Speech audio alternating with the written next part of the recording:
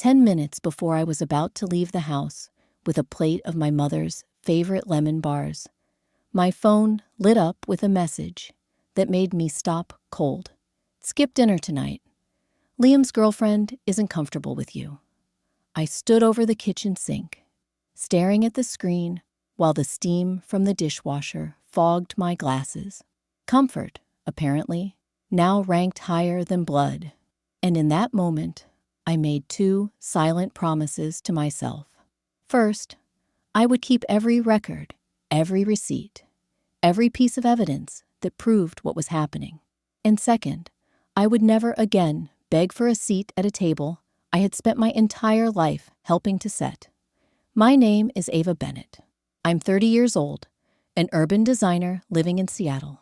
My work is about creating spaces that invite people in. Open plazas, community libraries, affordable housing developments with green courtyards where children can play. Ironically, while I spend my career making sure strangers feel welcome, my own family has perfected the art of making me feel like an outsider. If you looked at us from the outside, you might think we were the perfect unit. My dad is a respected surgeon. My mom, a longtime nurse who runs hospital floors like a general. They raised two kids, me and my older brother Liam, in a house full of books, trophies, and pressure. From the time I could hold a pencil, I was expected to follow in their footsteps. Medicine was the family destiny. I was introduced at every dinner party as our future doctor. It didn't matter that my heart raced not at anatomy diagrams, but at the sketches of buildings I made in the margins of my notebooks. When I chose architecture instead of medical school, you would have thought I'd thrown away my potential. My father told relatives I was wasting my intelligence. My mother would sigh dramatically when anyone asked about my degree. But Liam, he could fail upward forever. When he dropped out of his first college, they called it a necessary break. When he burned through tuition at his second and third attempts, they said he was too creative for classrooms. When he moved back home at 26, with no job, no plan, and no rent money, they remodeled the guest house to make sure he was comfortable. Meanwhile, I worked 2 jobs to cover tuition for architecture school. I spent nights drafting floor plans while my classmates partied. I ate instant noodles so I could afford modeling supplies. By 22, I was already living on my own. By 29, I had earned lead roles on city projects most designers twice my age would fight to touch. And still, every achievement of mine was met with a polite, lukewarm, "That's nice, dear." Liam, on the other hand, could do no wrong. They bought him cars to motivate him. They bragged about his vague business ideas that never lasted more than a season. And when he introduced Sierra, his girlfriend of barely a few weeks, they rolled out the red carpet. She was instantly family. I was instantly disposable. So when that text arrived, telling me to stay home because Sierra wasn't comfortable around me, I wasn't just being uninvited to one dinner. I was being benched from my own bloodline. I set the lemon bars down, wiped my hands on a towel, and took a deep breath. They thought I had no defense.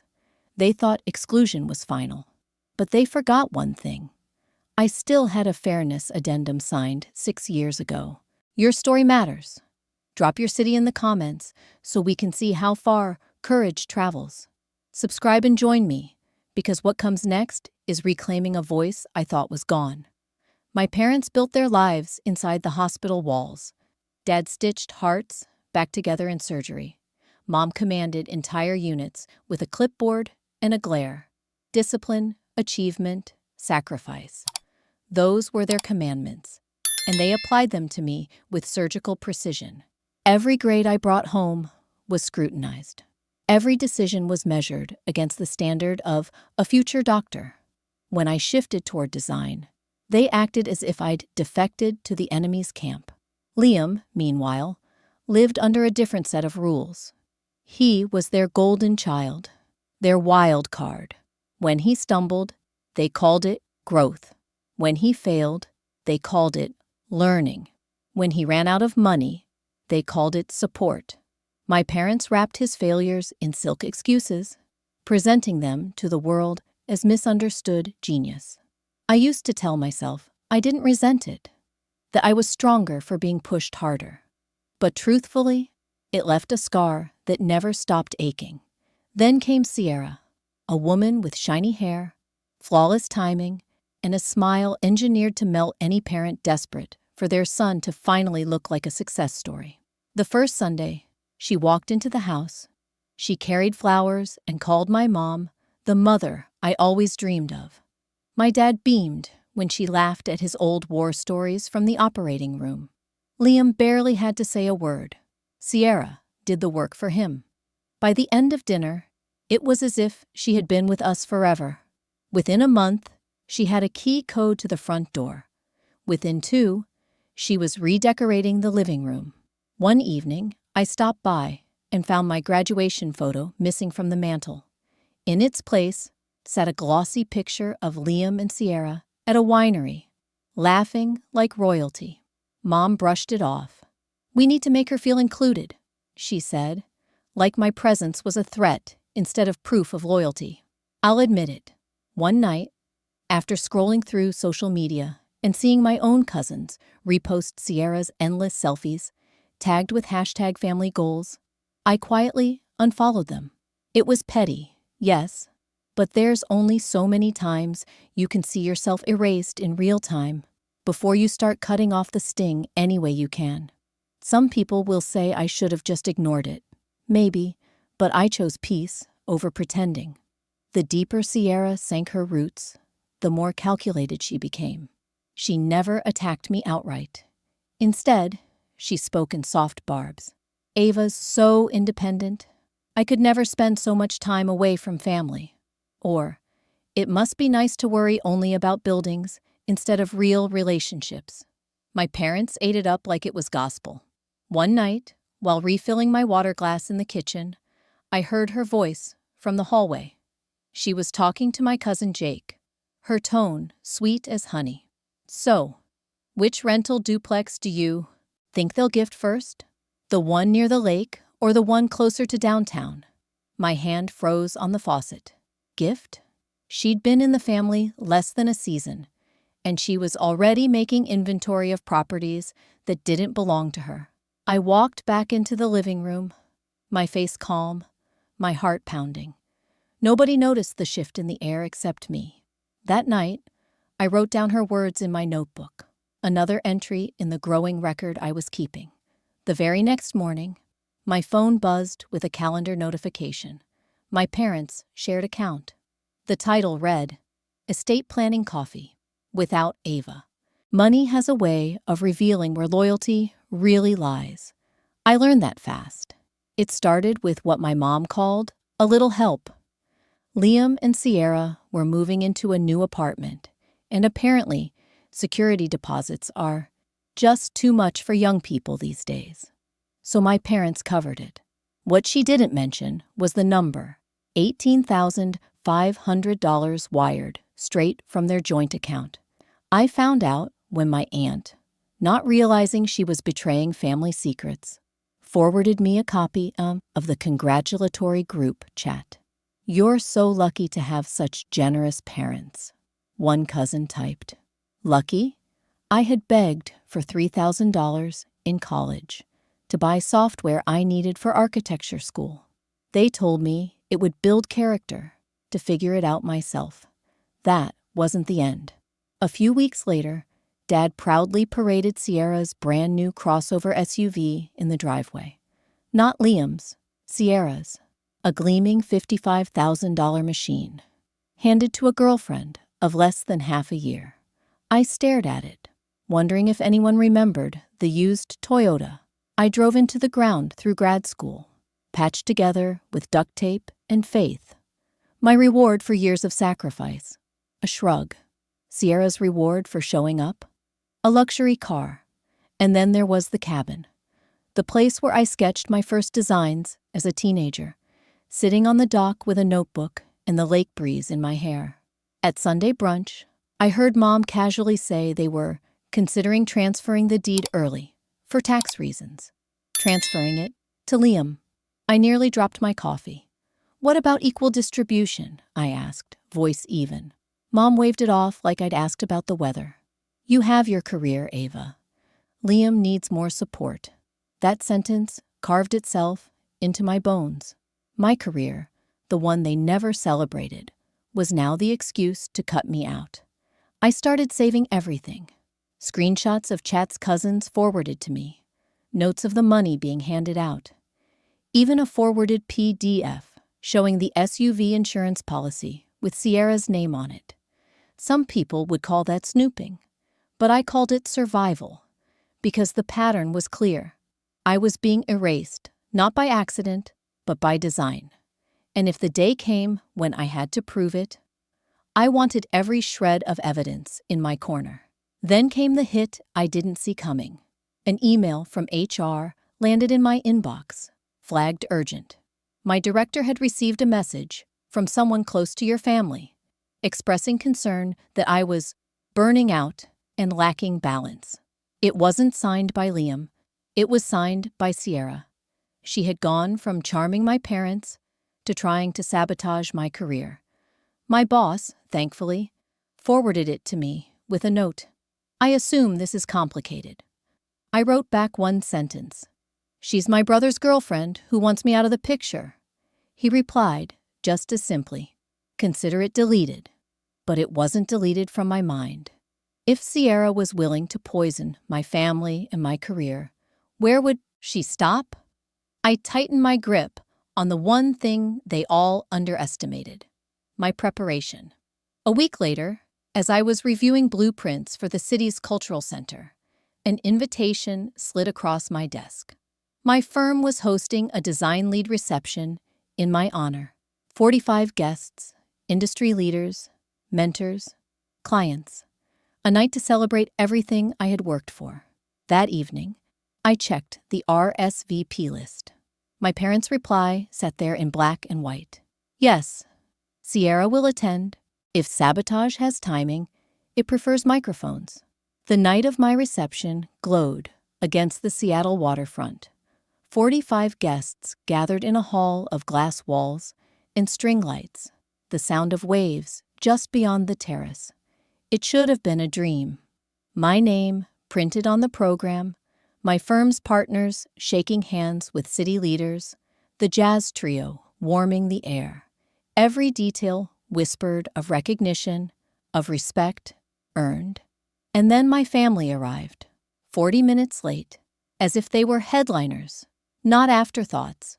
My dad wore his golf pullover, as though this was a backyard barbecue. Mom clung to Sierra's arm like she was royalty. Liam trailed behind, phone glued to his hand. But it was Sierra who made jaws tighten. She wore ivory, not quite a wedding dress, but close enough to signal center stage. The cameras on her phone were already rolling. Light ring clipped to her clutch as she live-streamed selfies against the waterfront backdrop. At my professional milestone, she made herself the main event. I forced my smile into place and greeted them. Welcome. The speech begins soon. Oh, don't worry about us, Sierra said breezily. My followers love behind-the-scenes content. Her phone swiveled across the room, capturing my mentors, my colleagues, my celebration, twisted into her narrative. That's when I noticed him. Near the back of the hall, seated with quiet composure, was attorney Cole Ramirez, the man who had drafted my parents' trust documents 6 years earlier. His presence wasn't coincidence. I had invited him as my guest, not in any official capacity, but as a friend, someone who understood the fine print my parents had chosen to forget. He nodded when our eyes met. Calm, steady, like an anchor in the storm I knew was coming. Meanwhile, Sierra's recording light beamed into guests' eyes. A partner's wife squinted and turned her chair. Enough was enough. I walked to the staff coordinator and whispered, "Please, cut the auxiliary lights she brought in." Discreetly, the manager hesitated. After all, it wasn't illegal. But one nod from me, and the outlet quietly clicked off. Sierra's light dimmed mid-selfie. The move was controversial. Some would call it controlling. But this wasn't her stage. This was my night, my work, my reputation, and I wasn't letting her hijack it with filters and hashtags. Minutes later, my phone buzzed. A text from Cole. Remember, the addendum includes retroactive parody. I read it twice. Retroactive parody. The clause requiring that any gifts above $10,000 given to one beneficiary must be matched to the other within 30 days, backdated to the signing of the trust. I pictured the $18,500 deposit, the $55,000 SUV, the cabin talks. Numbers swirled in my mind, not as jealousy, but as leverage. They thought I was defenseless. They were wrong. I slipped the phone into my clutch, straightened my shoulders, and took in the room. Guests mingled, with champagne flutes. My boss caught my eye and gave me a proud nod. Everything was aligned for a perfect evening. Until Sierra rose from her table. She lifted her glass, crimson wine swirling, and began to walk straight toward me. Her path was deliberate, her heels striking the marble floor in steady beats. The room's chatter softened, as if everyone could feel the tension thickening. My pulse quickened. I braced myself, because Sierra wasn't just carrying wine. She was carrying intent. Sierra's heels clicked across the marble floor, glass of red wine in hand, her smile too practiced to be casual. I steadied my breath, my speech notes trembling only slightly between my fingers. She closed the distance like a performer, eyeing her mark, and then it happened. Her ankle twisted. Not a stumble, not a surprise, but a deliberate, theatrical turn. She pitched forward, arms flailing, and the crimson wine flew in a perfect arc toward my cream-colored dress. But I had been waiting. I took one step back. The liquid splashed against the floor where I had been standing. Sierra landed hard on her knees, the glass shattering into ruby shards around her. Gasps rippled through the room. The music faltered. 45 guests held their breath. "Oh my God!" Sierra cried, clutching her wrist. "Ava, you made me fall." I stayed rooted, spine straight, face calm. Not one muscle moved to reach for her. Some in the room saw composure, others saw coldness. But I knew what I saw. A trap, executed with a little too much theater. Mom rushed forward with napkins, crouching beside Sierra. Dad barked, "Ava, help her up." Now I shook my head. No, the word carried across the hall. No apology, no scramble to save her performance, just refusal. And it landed like a stone in still water, ripples spreading through the silence. "You humiliated her," Dad snapped, standing tall. "At your own event. Humiliated her?" She had just marched toward me with a glass of wine held like a weapon. But to my family, perception was everything, and I was already guilty. "She didn't help me," Sierra sobbed. "She just watched me fall." My colleagues exchanged looks, whispers sliding between tables. Some tilted their heads, watching me, trying to decide if my restraint was cruelty or control. Before the accusations could pile higher, a voice broke through. David, a senior partner at my firm, stepped forward. "That's interesting," he said evenly, holding up his phone. "Because I have footage of her practicing the same stumble in the foyer 20 minutes ago." A hush swept the room. Another guest raised her phone. "Me too." Then a third chimed in. I thought it was odd at the time. Screens lit up like beacons of truth, each one showing Sierra rehearsing her collapse, adjusting her stride, tipping her glass, rehearsing her gasp. Sierra's sobs choked into silence.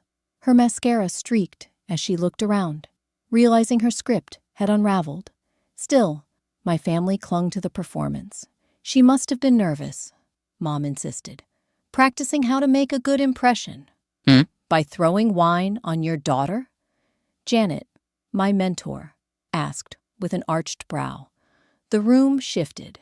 The narrative was no longer theirs to control. Guests saw the manipulation for what it was, and in that fragile moment, when the curtain had been pulled back, Cole Ramirez quietly stood. He didn't raise his voice. He didn't need to. He walked to the nearest table, set down his leather briefcase, and snapped it open. The sound of the clasps echoed in the hall like the crack of a gavel. From inside, he slid out a folder, the Fairness Addendum, embossed seal still intact. He laid it on the table with deliberate care. Every eye turned. The game had just changed. Cole rested his hand on the folder, eyes sweeping the room with calm authority. "What I'm holding," he said, "is a copy of the Bennett Family Trust Addendum. It was signed and notarized 6 years ago. I was present then, and I'm present now." The chatter died instantly. You could have heard the sound of the waves outside the hall, if not for Sierra's sharp breath. "This document contains a clause called the Fair Treatment Provision," Cole continued. "It states that if any beneficiary is excluded from family events or decision-making for 7 consecutive months, or threatened with punitive disinheritance, their share of the estate is immediately sequestered, locked, protected. It cannot be redistributed until a trustee review is complete." My father flushed crimson. "That's absurd. We never—" "You did," Cole cut in smoothly. "I drafted the language myself. You initialed every page." Murmurs rippled across the guests. Sierra sat rigid, mascara streaking her cheek, wine stain drying across the marble floor like evidence. "And that's not all," Cole added, flipping to another page. "Any financial gift or benefit exceeding $10,000 to one beneficiary or their partner must be matched to all other beneficiaries within 30 days. Retroactively." Gasps spread through the crowd. I could see numbers floating in their minds. The $18,500 apartment deposit, the $55,000 SUV, the whispers about transferring the cabin. Dad barked, "This is family business, not public entertainment," but the words rang hollow. The truth was already out. That was when I made my move. I walked to the AV console, plugged in a flash drive, and brought up the first slide on the projector screen. A screenshot of the group text from March. "Don't come tonight. Sierra doesn't feel comfortable." The date stamped clear. Another slide. "Easter. We're keeping it small. Just Liam and Sierra." Then Mother's Day, July 4th, my own birthday. One by one, the excuses that erased me flickered across the giant screen. Some of my colleagues shifted uncomfortably. To them, this was public shaming, airing dirty laundry in Technicolor. But to me, it was evidence. Hard proof that exclusion wasn't paranoia. It was pattern. "This is outrageous," Mom cried. "You're humiliating us." I turned toward her. "No, Mom. I'm showing the truth. You did the humiliating. I'm just refusing to carry the silence." The room fell into a taut silence. That's when Cole lifted another sheet from the folder. "And, if there was any doubt," he said, "I uncovered one more item. Ms. Sierra Carter used Liam's email address to contact your family's financial advisor. She inquired about wire transfers from the joint investment account." A low, collective gasp filled the hall. Sierra's head snapped up, eyes wide. "That's a lie!" she shouted. But her voice cracked. Cole tapped the paper. "It's right here. Date, time, IP address, documented. Fraud by impersonation of a beneficiary. Serious enough to trigger not only trustee review, but potential legal charges." My colleagues stared, stunned. My parents looked as if the floor had been pulled from under them. Liam mumbled, "Sierra, is that true?" But she wouldn't meet his eyes. Cole closed the folder and turned deliberately toward me. "Ava," he said, voice measured, "given the documented exclusion, the financial disparities, and now this fraudulent inquiry, do you invoke trustee oversight tonight?" The room held its breath. 45 witnesses, my family cornered. The next move was mine. The air in the hall felt heavy, thick with silence and anticipation. Every eye was on me, as Cole's question hung there, deliberate and unshakable. "Do you invoke trustee oversight tonight?" My throat tightened, but my hand was steady. I stepped forward, took the pen Cole extended, and signed the single-page acknowledgement. My name, Ava Bennett, etched in ink that would change everything. Cole raised his head. "Effective immediately, the Bennett Family Trust enters trustee oversight. Notifications will be sent to the independent trustees tonight." The room erupted in a ripple of applause. Not raucous, but solid. The kind of clapping that carried approval and respect. My colleagues, my mentors, even the catering staff who had witnessed every cruel word. Hands came together in a sound that felt like vindication. Cole continued, his voice clear. "Retroactive parity calculations bring the reimbursement total to $76,500 plus accrued interest. That sum must be matched to Ava within 30 days. Murmurs circled the tables. Some gasped. Others whispered the number under their breath. The math was undeniable. $18,500 for the apartment, $55,000 for the SUV, plus incidentals. The tally was both surreal and vindicating. Dad's face flamed red. "You can't do this. This is extortion." "This is contract law," Cole replied smoothly. "You signed. You notarized. You agreed." Mom's voice broke. "Ava, please, don't humiliate us like this. We're your parents." And that's when I felt the years of silence snap like a rope under too much weight. I turned to them, voice calm but cutting through the hall like glass. "The daughter you benched now writes the rules." The words hung in the air, electric. A few guests clapped harder, others murmured. But everyone felt the shift. Liam finally spoke, his face pale, his phone sagging in his hand. "This isn't fair. You always twist things. You've always thought you were better than me." I looked at him with a steadiness I didn't feel. "I didn't twist anything, Liam. I just stopped letting you and Sierra twist me." He stumbled for words, but before he could continue, Sierra's phone buzzed on the table. The screen lit up. A notification banner slid across in bright letters, an Instagram post. Several guests glanced at it, then at each other, stifling their reactions. Janet, my mentor, leaned close and whispered, "You may want to see this." On Sierra's feed, still public, was a photo posted just minutes earlier. Her in a sequined dress on the deck of a yacht, arm curled around a man I had never seen before. The caption read, "Blessed with the best new beginnings. #family goals. A yacht. A new fiancé." While she was still sitting in the hall crying over a fabricated fall, she had already staged her escape route. Liam's face crumpled as he read over a guest's shoulder. "What? Number? That's not real." But the proof glowed on the screen. Time-stamped. Undeniable. The room buzzed with disbelief.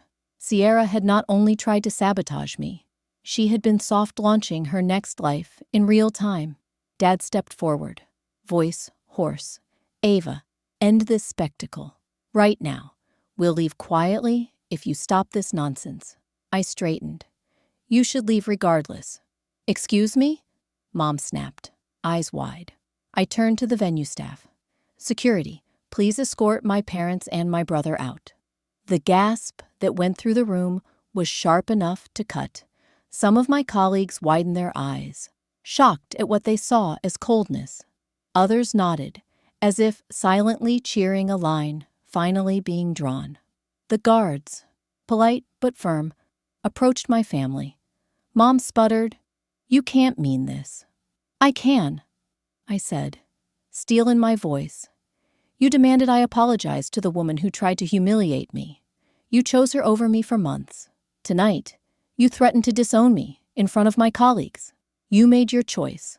Now I'm making mine." Security guided them toward the doors. Liam resisted, muttering curses. But even he knew There was no ground left to stand on. Sierra stayed frozen in her chair, face white, eyes darting between the phone in her hand and the door where Liam disappeared. The hall exhaled as the doors closed behind them. The silence that followed was no longer heavy. It was clean, light. I stepped to the podium, forcing a smile. I apologized to my guests for the disruption. Tonight was meant to celebrate architecture and design, not family drama, but perhaps it's fitting. Buildings, like families, only stand when they're built on respect. Without it, they collapse. The applause that followed this time was warm, unanimous. My colleagues smiled. My boss lifted his glass. For the first time in years, I felt the weight in my chest ease. Later, when the night had wound down and the guests were leaving, I slipped into the hallway to breathe. My phone buzzed with a voicemail notification. Curious, I pressed play. It was my grandmother's voice, sharp even in her 80s. "Ava, it's me. I heard what happened tonight. Good. About time somebody stood up. Bring that lawyer the next time you visit. We're changing my trust, too." The message ended. I stared at my phone, stunned, a slow smile creeping across my face.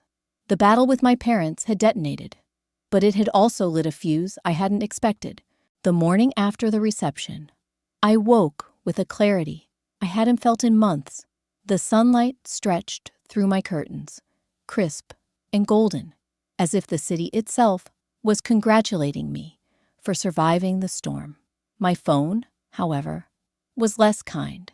Dozens of missed calls, angry texts from my parents, a barrage of guilt-tripping messages from Liam, a handful of manipulative apologies mixed with accusations. I muted them all. For the first time in my life, I chose silence over explanation. They had taken so many years from me, years of bending myself into smaller shapes to fit at their table. Not anymore. Cole filed the paperwork Monday morning. By noon, I received confirmation.